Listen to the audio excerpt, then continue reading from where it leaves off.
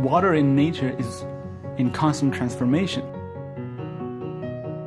This process has enormous power, enormous energy in it. So far, we've been able to capture energy as water comes down from the clouds, but we would like to capture energy from evaporation, which makes water go into the air, into the atmosphere. That process is very powerful. We haven't been able to capture energy from that effectively until now. Yeah, when I first heard of this project, it felt crazy. People are not used to thinking about energy in these ways or biology in these ways. This is really a unique lab. It brings together chemists, engineers, biologists. Every day it's kind of an adventure to be in the lab. It's exciting.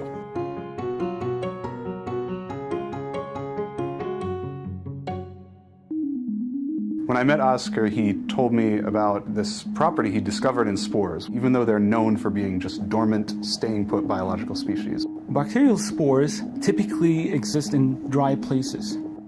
When spores see moisture around itself, it absorbs some of that moisture, it gets bigger. And when it finds a dry environment again, it shrinks again. This process is very similar to a muscle movement. It can expand and contract. We worked on bacterial spores for quite a while until this idea struck that their mechanical properties can be useful technologically. We deposit spores on plastic tapes.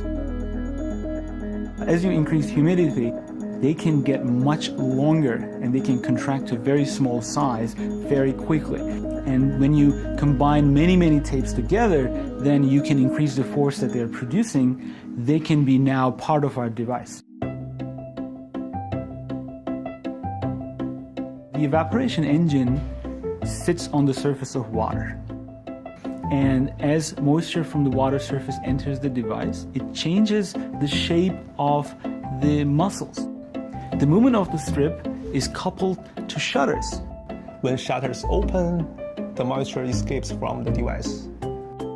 When shutters close, evaporation fills the device with moisture. And in doing that, you can store up the evaporation potential and release it over time in a controlled fashion, so you have a continuous power output. We call this second device moisture mill. We have a wheel with a bunch of our spore samples around it.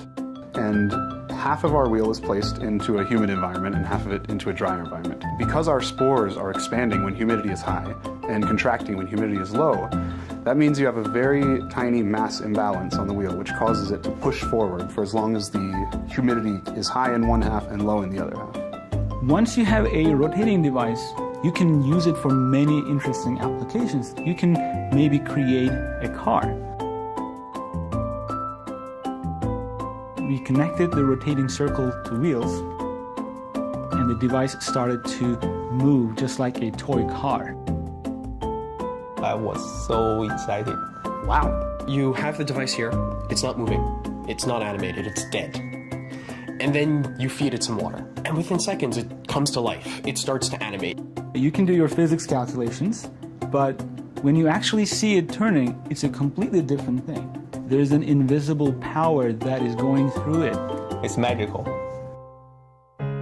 For me, what this project has done is opened up a whole new way of thinking about biology. You can take this in so many different directions and you can come up with so many different ideas.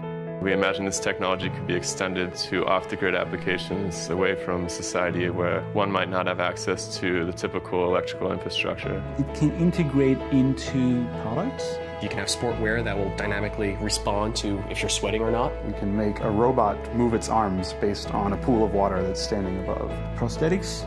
Batteries. You can connect it to a generator. Evaporation is so special because it is everywhere. We have 70% of the Earth's surface covered in water, and every single surface is evaporating away into the air. Our technology can also save lots of water because when we put device on the top of water, it will slow down the evaporation rate. Our energy future is not certain. Our water future is not certain. Evaporation can nicely solve these two problems at once. Evaporation can save water and produce power at the same time. So we created these devices to show what might be possible. but we certainly hope that it can inspire others to develop completely different technologies, completely different applications that we couldn't imagine, and it could be a killer application somewhere else. That would be really exciting. Really exciting.